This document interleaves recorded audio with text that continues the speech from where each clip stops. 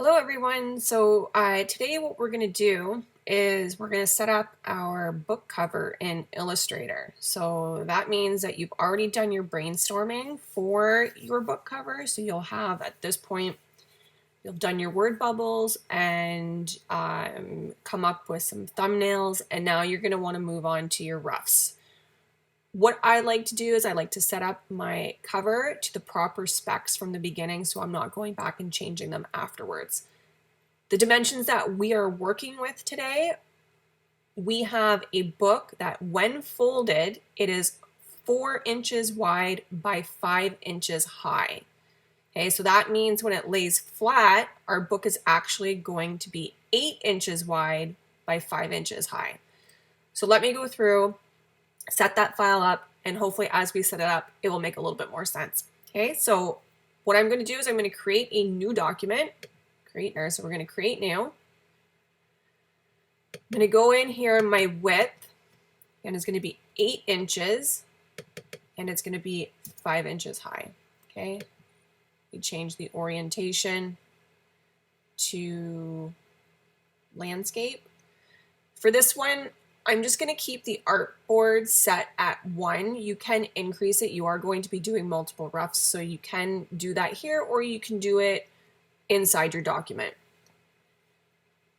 Because we are setting this up for print, we want to make sure that we include our bleeds. And remember, our bleeds for a document this size will be 1/8 of an inch. Okay, and in a decimal point, it's 0.125 inches. My color mode, again, is going to be, CMYK because we are printing this version, or it is meant to be printed. We're going to raster our document at 300 dpi's, and we're going to leave everything else as is. We're going to create. Okay, so I'm actually going to move some of these windows over so we can see. So it has brought in my artboard, set it all up for me. You can see my dimensions here at the top. The width is 8 inches and my height is 5 inches. Okay, I want to make sure that I have some guidelines set up for my fold marks. Okay, because this will actually be printed and folded, right? So my front cover is going to be on the right-hand side and my back cover is going to be on the left-hand side. So we're going to turn some rulers on here, and the keyboard command for that is Command R. I'm going to go up to my selection tool. And what I want to do is I want to drag a guideline so I know the center of my document and I know where my fold line is going to be. So just selecting from the ruler portion here, and just drag my guideline. I'm going to unlock these. Unlock guide.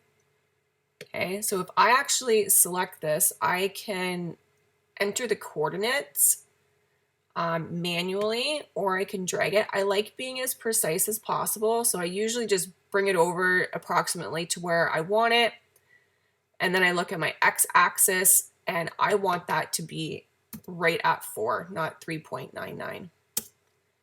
Okay, so that's sitting at 4 inches. Okay. What we are going to do now is we are going to set up our fold marks. Okay, so I have my guideline for my fold mark, which would be my center line. And what I'm going to do is I'm going to take my pen tool, select my pen tool, and I'm going to set up these marks. So I see my bleeds here, and I'm going to set my fold marks up just outside of that bleed area. Yeah, okay. I'm going to set up my fold marks, and I'm actually going to make it about 1/2 inch. So on my height, just increase that.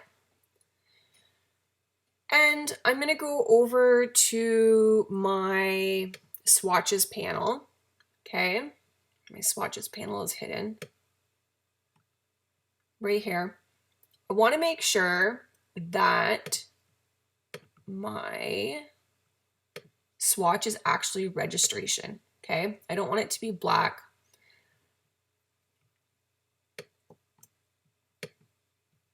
And then with this, we want to make sure that it sits directly center at 4 inches.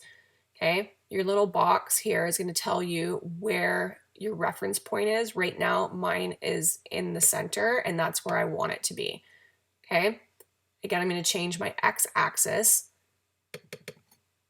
to 4 inches, and you notice it just moved over just a titch. Okay, and I'm just going to move this guy up a little bit. Okay, so now we're going to change our stroke to a dotted line.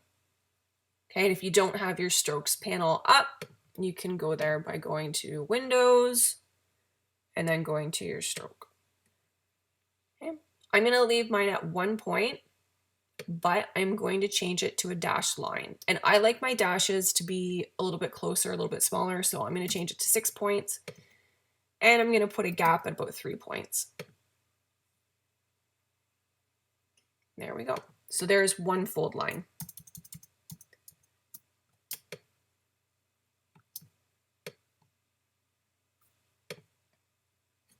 I can actually copy my fold mark by selecting it, holding down Alt and Shift so it copies and then holds it in a straight line.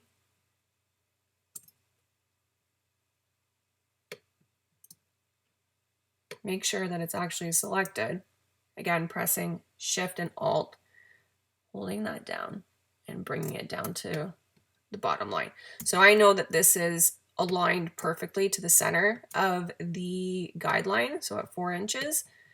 And I'm just going to bring them up to my bleed right there. Okay.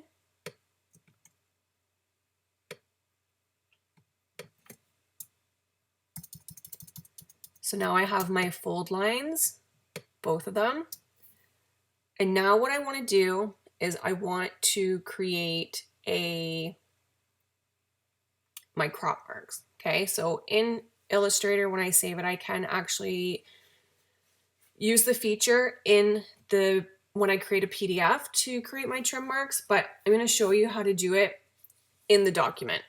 So what I want to do is, first of all, I'm going to look at my layers panel here.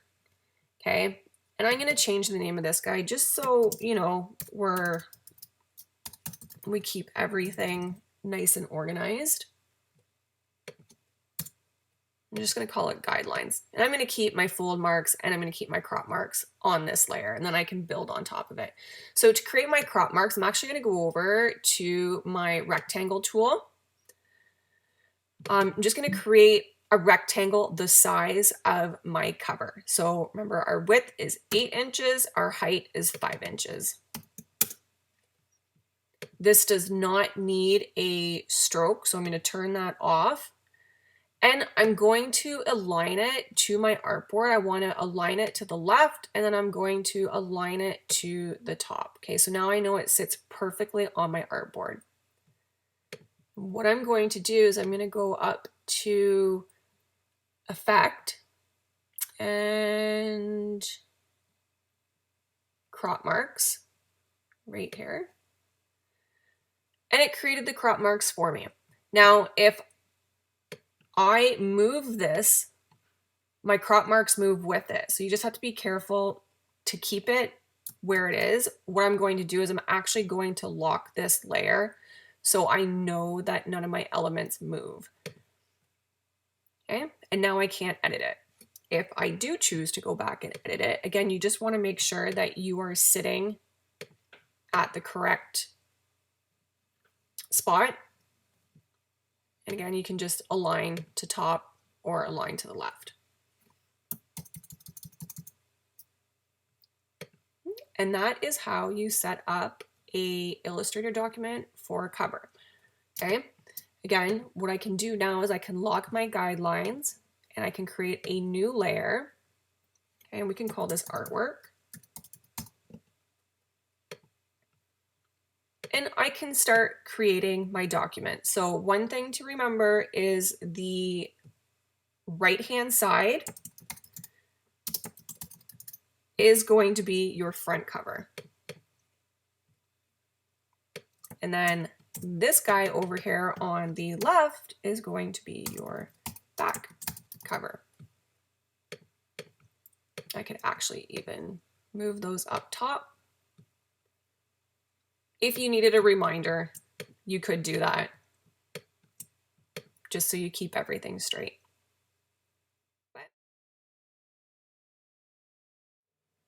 Now that we have our front cover set up in Illustrator for print, what we're going to do is we're going to set up our front cover for our ePub. To do that, I'm going to use the same file that I used for my front and back cover for the print version, but I'm going to create a new artboard. I'm actually just going to move this guy over. Okay, so for our ePub book cover, I want to actually measure it in pixels, not inches. Okay, so what you are going to do is we are going to change the dimensions up here with our artboard selected. Okay, so for our width, I actually want 1600 pixels, and for pixels I'm just going to type a P and an X at the end, and it is going to convert it into inches for me because my document is currently set up as inches. We will move it when we are complete, but let's go to our height, and we are going to change it to 2560 pixels and press enter. You'll notice it's a huge size difference. So what I am going to do with my artboard tool selected, I am just going to move him over, and then this way I can actually just copy and paste my elements from my front cover on my print version. I can bring them over to my ePub version and I have it in the same document.